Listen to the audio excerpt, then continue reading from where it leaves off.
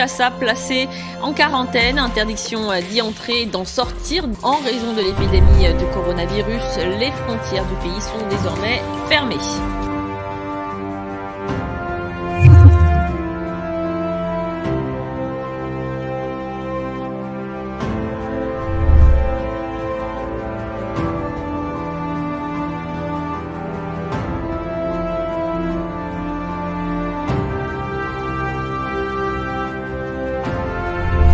Face aux difficultés de la vie, à l'angoisse et aux doutes que souvent celle-ci suscite, qu'elle se souvienne que rien n'est impossible à celui ou celle qui croit en Dieu, en son pays et en lui-même.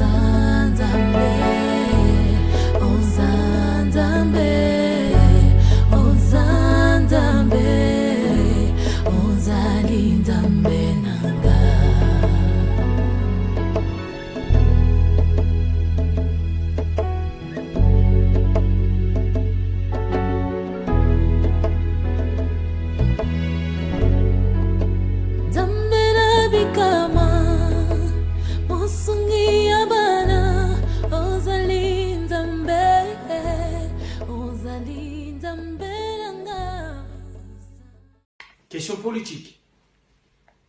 Moyibi ninya yibi kulika ba miyibi nyonso depuis histoire ko yibi bandana Congo lekina ba sumbana ngana ya yiba tala te. Oui. Wayambo. Non. Ayiba ka kutu ata so kibite mosi na yopa ko yiba. Oui. Vital Kamerhe wakanyingini. 5 points. Oh. 5 points.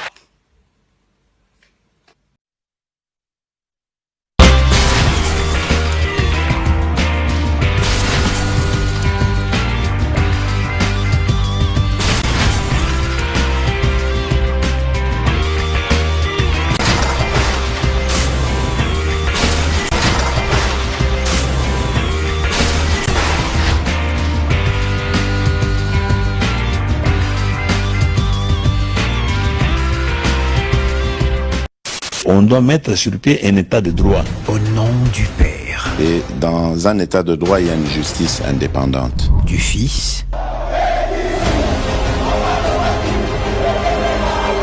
Et du peuple.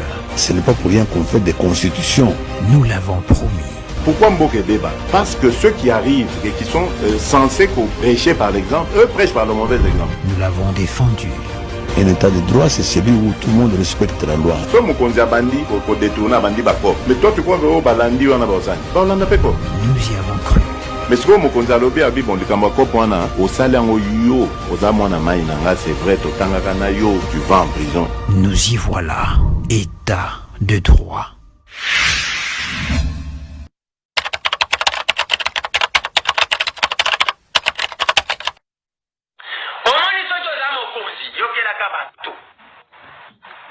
Il ne faut pas se comporter en dictateur.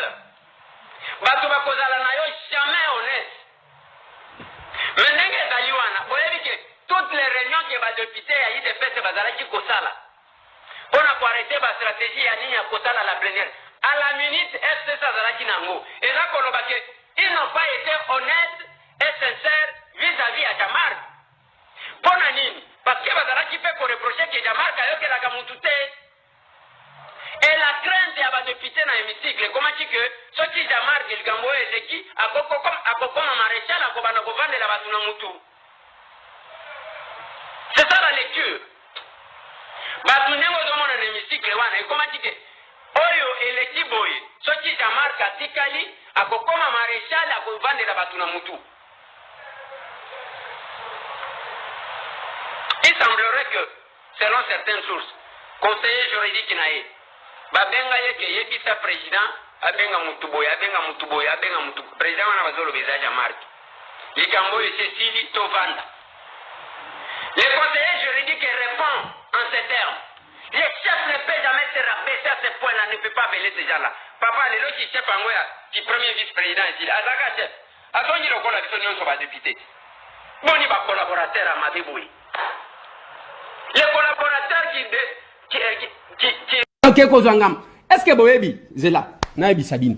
Na lobaki na bino mukolo moko akole. Muto aleka na télévision contredire nga. Bande konanga. Omoni mbongo oto koluka ya l'État. Mbongo ya kosala ba makambo. Bango batondisi banganga na ba hotel. Banganga. Na lobi boy. Banganga. Na banganga ya ba Congolais. Na banganga ya ba Indien.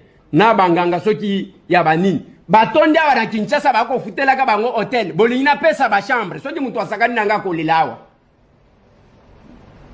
Nako pesa ba hotel na ba chambre. Bino boko sakana nanga te. Nda yango kokuta na bandako na bango wana kokuta photo Félix wana ezaka na mirte. Bachango na se bazwi libanga batie wana, bazwi biloko misusu batie wana tozoloka. C'est pas possible, mon Dieu. Si vous vous rappelez, une fois je faisais une émission dans l'Obaki Nabino, beaucoup en voûté, biso toko délivré. Yango na lobaka na batu bakotaka na monde spirituel. Na lobaka na bino bosaka na batu misusu. Et des fois je pardonne ba misusu parce que aza vide. Mais ba obaza na monde wana ba yebi biso. Olio sala musala yo wana kolokaka yo tal. Butu mobimba kotambolaka ozana ilamba na nzoto te. Na photo, azwi photo akotisa ngo na katikati ya makolo alekisa ngo kuna ye de kamoninga yalinga ngai kama kamunyoso na koloba yo kaka mutu mususu te ainsi de suite na lobaki bande konanga bo retenir émission ya lelo le 8 mai 2020 kala mingi te na présidence wana bato bakobanda kobela maboma bakosimba bilamba boyi omoni yo basala kana minuit ekobima na moi retenez ça monsieur Tambwadi na lobi boyi kala mingi te Batu bako simba bilamba na présidence. Et vous allez vous rappeler de cette émission. Bon réseau simba te. Ba hôtel. Je suis allé une fois. Na hôtel moko mune nao. Batondi sa banganga wana bazo futela ka bango. Mais bon réseau simba te. Tala ba incantation. Bon comme ici palais de la nation wana lokola synagogue.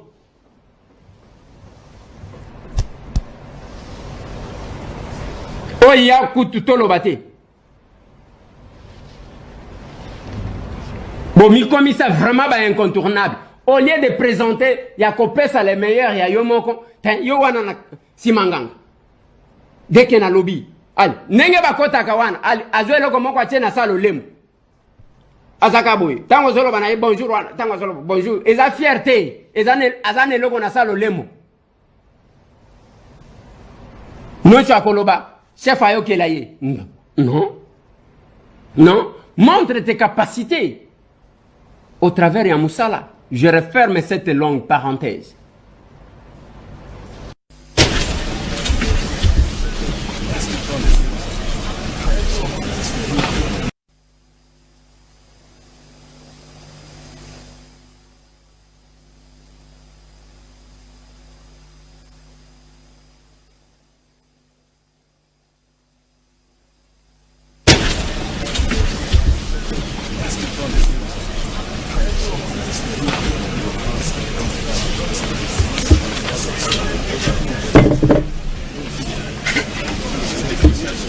Alors, comme nous l'avons dit, le tribunal amorce l'instruction de la présente cause en y allant prévention par prévention. Oui, maître. Votre honneur, il semble que le masque que vous portez fait ombrage au micro de prendre votre voix et nous la... Si vous pouvez, comme la distance est gardée, l'enlever quand vous exprimez pour que nous puissions bien vous suivre.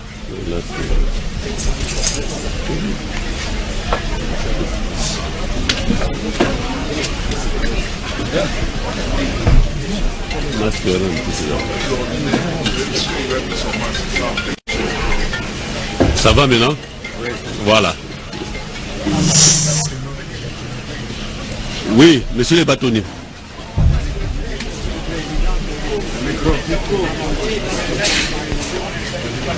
Allez-y.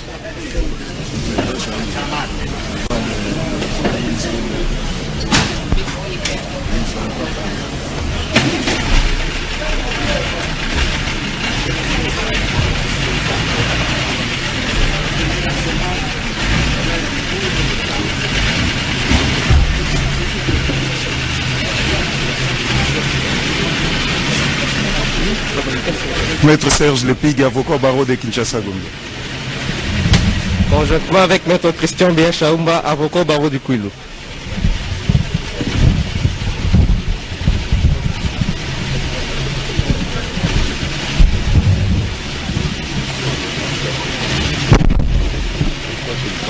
Merci.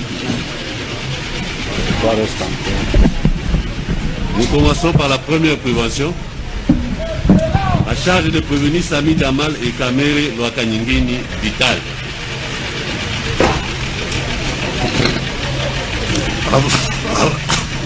Avoir étant auteur ou co-auteur, selon les mots de partie du code de procédure, le code pénal livre 1er, étant fonctionnaire ou officier public, toute personne chargée d'un service public ou parastatal, toute personne représentant les intérêts de l'État ou d'une société étatique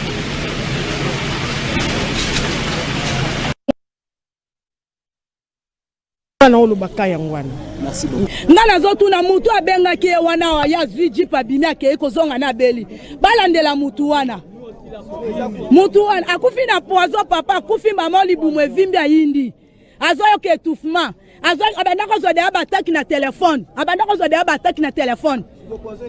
poison euti pa kamere poison euti pa kamere abaki akopelisa moto na ndako no apelisi mpe yango akokisi mission na ye abomi batonye mukenda boyebo ntinyonso tutotala siko ope boloba su coronavirus na bino bato ba coronavirus to yeba bandaku na bino te o coronavirus yango poison o caméra sali est-ce que caméra za souci na biso ba congolais na comportement boye caméra zo ba na 2023 za la président ako diriger banani na comportement boye ya lobe za la président ya banani tozana na bampiaka na biso tofandi toke ba misala te ba makambo mususu ebima papa Zambe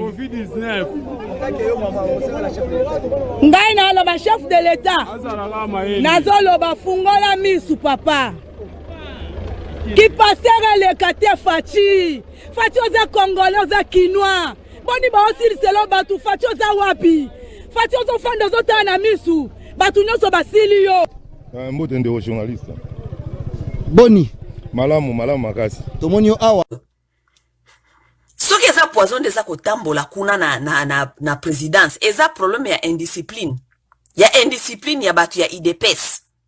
Ce sont les indisciplinés. Batu ya Kabila tango bayaki na Kabila wana bango nyonso wana bayaki wana bayebaki makambo ya ba poison. Mais comme ils sont conscients de ça, bayaki baye batu ya keba. Pourquoi ngene bango bakufaka te na biloko wana? Mais bino batu ya IDPS, batu ya INC, ngene batu ya INC bakufaka te na biloko wana. Batu ya INC surtout batu wana ya Est, pourquoi bakufa te? Parce que ce sont les gens qui comprennent que le poison peut marcher, les gens peuvent partager du poison. Pourquoi bango bakufa te? Parce que bana discipline. Ce ne sont pas les gens qui vont manger dans les maisons des gens. Batu ya Est bakena kolia lia na banda ko batute. Akoya nanda kuna yo proposer biloko kolia abo ine kolia parce que ayebite qui est qui, qu'est-ce que tu vas faire? Mais bino bata IDPS lokwa bozo ki pouvoir bolangwe pouvoir. boye na Kinshasa wana ekomi tour na biso ya kolia parce que ne bomande kolobati ekomi tour na bino ya kolia tour na bino ya kolia bokomi Kinshasa ba les indisciplinés kosimba mwasi oyo oyebite bapesa kina ni karuo oyebite nani batiaki karuo na mabele po amelisa yo mabele okufa kolia na bandako oyo kobima awa kokendaka na banganda kolia ka bantaba komela n'importe comment loyenge pouvoir ya biso il faut tolia tour na biso ya kolia voilà yango bozo kokufa parce que vous êtes des indisciplinés c'est tout vous êtes des indisciplinés botu na baboti na bino ba parents na bino o bateya bino te discipline mwana ya mutu aliaka n'importe où te n'importe comment te les indisciplinés. Éducation, il faut zonga ba rééduquer bino, les indisciplinés. Kabila zako boma ba Congolais. Boya sikoyo, boye, bokomi wana, bozo atolia, bozui bobandi kolia. Donc, nzungu wana zako lambe la poison wana, alibando boma ka ba Congolais bino ndako bomate. Po bino nani? Bino ba spécial. C'est ce qui se passe là-bas. S'il y a du poison, je dis s'il y a du poison. OK? S'il y a du poison. Parce que balobi qu'est-ce que comme soi-disant makambo ya poison. S'il y a du poison, nana zako bomabino, vous mangez avec qui? Lorsque vous sortez avec qui? Lorsque vous sortez avec qui? Vous allez manger chez qui? Les indisciplinés. Batbazanga discipline. Les gens faciles à tuer. Vous devez même avoir honte de dire les choses comme ça sur la place publique. Que bazako bomabino na pas poison. Ça veut dire que vous êtes des gens faciles. Bato moko bakaleson pété, bato ya kaleson pété. Les gens faciles, les gens qu'on peut tuer n'importe quand, n'importe comment. Pourquoi baninga ba okufate? Parce que les autres ne sont pas, on n'est pas en train de tenter les autres. Il faut avoir honte de dire les choses comme ça sur la place publique. Lorsque vous dites sur la place publique que bazako peut sabino ba poison, bazako fa na poison, vous êtes déjà en train de nous dire que vous êtes un peuple indiscipliné. Un peuple qui n'a pas de discipline, un peuple sans éducation, un peuple mbana oyo bakolisa baliaka bilialia baliaka n'importe où. C'est ça l'éducation que vous avez. Yango ane membibino na banzela poison na banzela bakaruo. Si c'est ça vraiment votre excuse, que bazako bomabino na ba poison ba poison no bozo koliela ngo wapi, boza kozwa ngo wapi. Nakati indiscipline, non? C'est dans l'indiscipline. Alors révisez encore l'éducation. Révisez l'éducation que vous avez. Nani ateya bino boke tako liaka na banda kwa batu. Nani ateya bino bozanga discipline. Boye bako se conduire conduite na bino za mabe yango wana. Vous conduisez mal.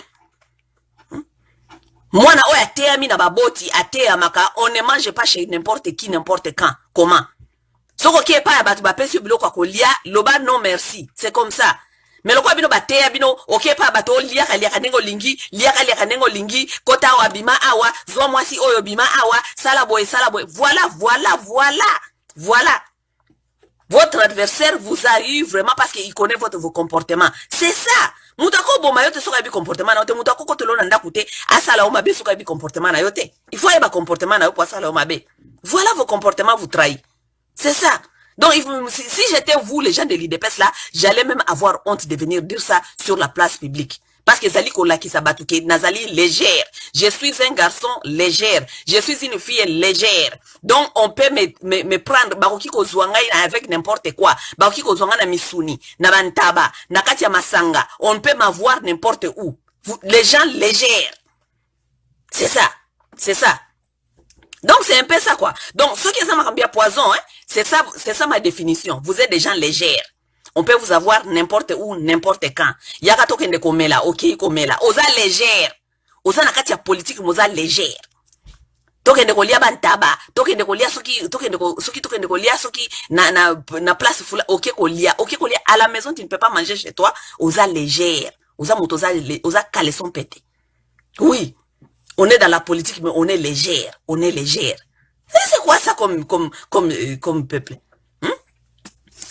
Soit disant, moto mususu na mona ki abimi wana lobi ke ye Félix Tshisekedi, ba ye lié, ceux qui tellement ils sont tellement infiltrés là-bas, ba ye la ki eti soki na moto akokata ye suki, ba kosi bango moto moko azaki na Kisangani, moto ango Félix amona ka na Kisangani, moto ango ye wana ye ezaki mususu. Mais quel peuple?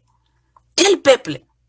Donc vous voulez me dire que on vous a tellement baisé dans les derrière que Batu nyonso, entourage à Félix Tshisekedi nyonso.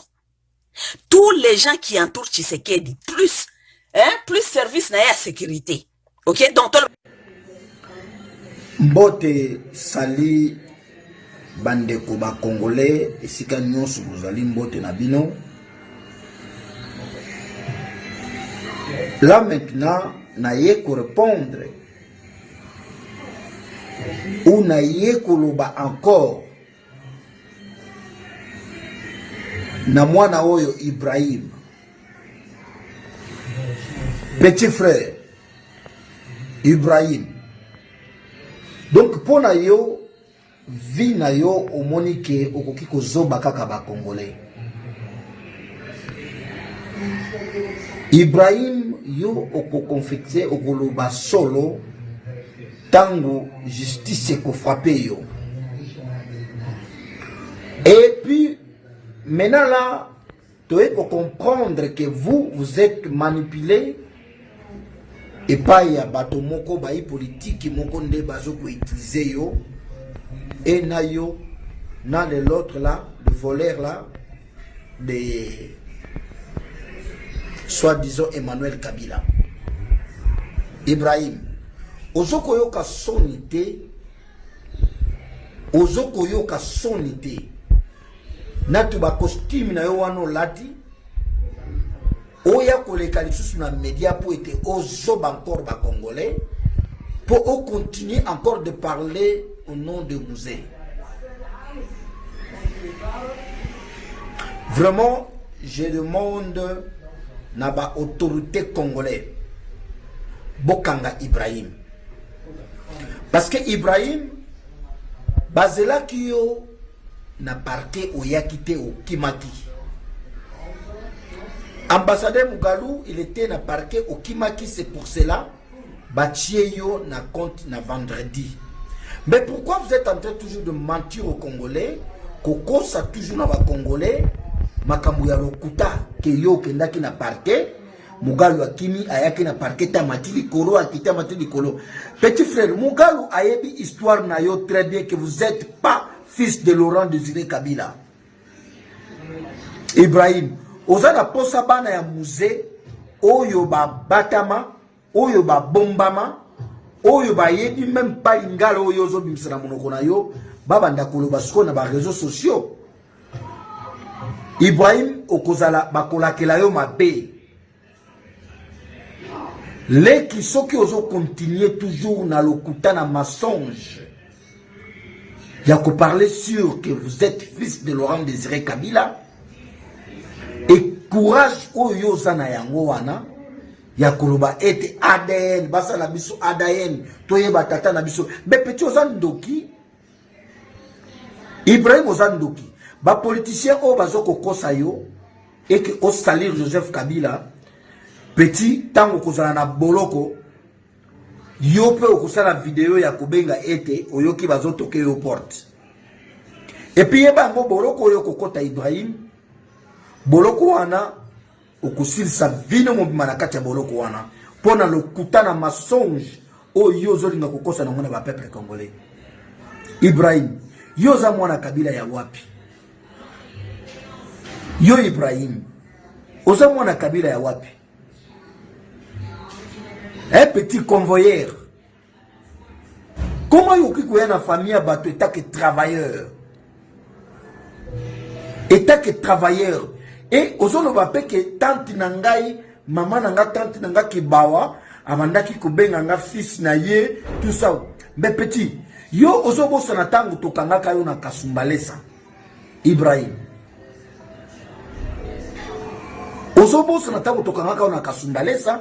To benga mama kibawa awangana ayebi yote ayebi yo etat que convoyeur chauffeur ya mutuka na ye. E bébé kibawa nde moto ya yokelaka yo mawa ayaka kosenge toto libéré yo. Mais comment mwana ozana ba parents na yo, ozana libota na yo, ozana tata na mama oba bimso na mokili? Pourquoi faut mentir aux gens au nom de Musée? Ibrahim, est-ce que balibota na bino ezomona bino te? bandeko na yo bazomona yo te. Donc vie na yo oyo ni oluka eza ya koyiba ya lokuta. Et bandeko pe bozo ko partager ba image ya mwana oya moyibi 19 ans après mwana oya ko salir mémoire ya musée ko salir Joseph Kabila ba congolais bandeko na ngai tous en respect à Joseph Kabila, tous en respect à Laurent Désiré Kabila. Lelo oyo bandeko bazoko kosa yo Ibrahim pona ba intérêt politique que kenen ba TV, kenen ba internet, loba koza boye, sala zongisa boye, sala boye, lobi ba ke batwana ba kozala te. Ibrahim tangu yoko ya na kaso tangu kota na kati ya boloko batwana ba kozala te. Vendredi oyo yoko leka na justice. Tokotala lokuta yozo kokosa wana. Ibrahim, papa qui est donné à ebioté, bana ya musée ba ebioté, bana kasi ya musée ba ebioté, ba ebio na kati ya libota wana ndenge na lobaki la fois passée na vidéo état que vous étiez un travailleur na kati ya famille ya mama Kibawa. Mais pourquoi il faut salir libota ya bato? Ceux qui n'ont répondre na lingala oyo parce que ngana oto ko se comprend lingala bien parce que oza kinois oyebi lingala très bien. Peut-être bandeko ya musée bana kasi bandeko ya Joseph ba cousin ya Joseph lingala c'est un peu difficile pour eux. Peut-être c'est pour cela oui na Kinshasa pour luka okosa na ba kinois okosa na ba peuple congolais nyonso que vous êtes fils de Laurent Désiré Kabila, ozo déclaré ba droit tatana yo tatana za Laurent Désiré Kabila. Ibrahim Alain tikana be gono na Congo no pena Alain yo Alain Ibrahim tata no eza Laurent Désiré Kabila lekinanga okozwa malédiction moko oko yeba nzele ko utate. Et en plus vous êtes un musulman na moment oyo ya Ramadan mais yozo le kanaba TV pour kosaka batu. Vous êtes quel musulman? Musulman ni ya lokuta moment ko azo sala Ramadan. Ramadan cela veut dire azo senga bolimbisi et pas ya nzambe ma nzambe zala na kati na ye. Mais le même musulman wana wazana kati ya Ramadan et azo kende ko kosa na tout un peuple 85 millions de Congolais. Ba yo kayo ba kuare na malobo yozo koloba ke yo zande ko ya mwana ya mzee. Ba Congolais escano se bozali. Moi Zombie Fabrice, Sa Majesté Zombie Fabrice, je connais cet homme, je connais ce monsieur très bien. Nazo ko assurer bino que moi na oyo, c'est un voleur. C'est un voleur, c'est un frappeur. Azaki na moto ya komimaka convoyeur. Convoyeur donc le na ko bengena bien na lingala ya malamu sévère. Ya bisi, ya grand car, ya mama Kibawa. Garçon bozomona oyo. Ibrahim, Azoko se présenter le Ibrahim Kabila, et puis Azoko sa l'équipe sur la TV, Azoko sa ke, voilà, Mugalu Tozela qui a quitté. Mais tu bloques, Leki, yo, Okokangama, Ibrahim Mba Koka, parce que, na oui, le basu se pona oyo, Moussouté Emmanuel, Dipo, wana Moussouté Emmanuel, je peux parler de lui parce que ma parrain Emmanuel, Baza vivant. Donc, mon fan, il a vraiment la TV, devant ma caméra, Boloba na ba Congolais que vous êtes le fils de Kabila. Mais pendant que vous en avez parents na bino o babota bino. Comment vous expliquez bandeko na yo o bota mana bango ba mona yo kozoko kosa na libota ya bato mosusu. Bino oyebi passe o bandeko ya musée bana ya musée bana kasi ya musée bazalaka na moteti lelo. Tika kokotisa trouble na kati ya ba Congolais. Ibrahim Talangaï Malamu, Oyebingaï Malamu, je te connais très bien. Vous n'êtes pas fils de Musée. Vous n'êtes pas fils de Laurent Désiré Kabila. Ozana ni Makila, Yaba Musée, Y'a Joseph Kabila. Tika libote ya batu kimia petit. Luka vina yo mususu ya ukende kosala. Oyo ndeko na yo mususu oyo. Ya frapper oyo Emmanuel. Pourquoi vous répondez? Parce que vous avez dit que ce qu'on me qui répondre, il y a des bateaux qui sont même na Dubaï. Na koyana bangoti na kisasa bakukanga yo. Ce qui vous avez dit, c'est que IDPS et que vous avez dit que IDPS est protégé bino, vous avez dit que IDPS est protégé bino. Tant que vous avez dit que IDPS est protégé bino. Beaucoup de gens ont avec les gens de IDPS, on va se faire bino, que non bolé kana TV pour salir Joseph Kabila. Trop c'est trop. Ibrahim Okokangama. Bande konangano se sika bozali à diaspora, partout où vous êtes, ce n'est pas fils de Laurent Désiré. Azali mwana ya Laurent Désiré Kabila te. Botika kokwar na yango, botika kondima ete makambo ba déclaration mwana mobali oyo azoko sa na télévision ezali ya solo. Ezali ya solo te, ezali ya lokuta. Ezali makambo ya lokuta, azali mwana ya Kabila te. Botika kombo na ye Alain. Ceux qui m'ont dit que na kombo na ye ya solo, bobenga ye kombo Alain. Que azalaki convoyeur et comme chauffeur, il y a tante Kibawa, il y a Shangage Kibawa. Ou il y a comme grand terre, il y a musée à Koufaki. Papa dédonné à Zana Kinshasa. Ce qui yo Ibrahim solo za mwana musée. Bande kwa musée propre bakobo kayote. Papa dédonné à kobo kayote. Parce que papa dédonné à Sakabana nyosho ya musée. Na fondation musée kuna pas d'Agenet. Bakobo kayote. Monsieur, arrêtez, arrêtez tika lokuta wana, tika kokosa ba peuple congolais. De toute façon, justice est comme ça là, et au kosala mukangami na justice.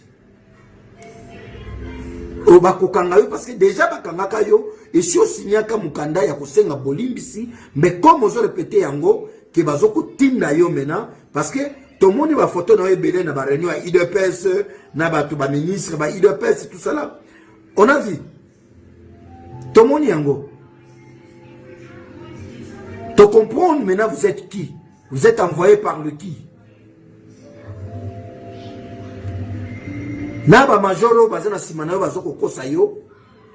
Naba soda bazana simana bazoko kosayo. Naba politicien bazoko kosayo. Oko se retrouver seul kuna na sec na kasho. Oko kota makala. Libote ya musée kotika yote oko kota makala. Merci Bandeko Sika Bozali. Bon moment, on va le taza. Au revoir.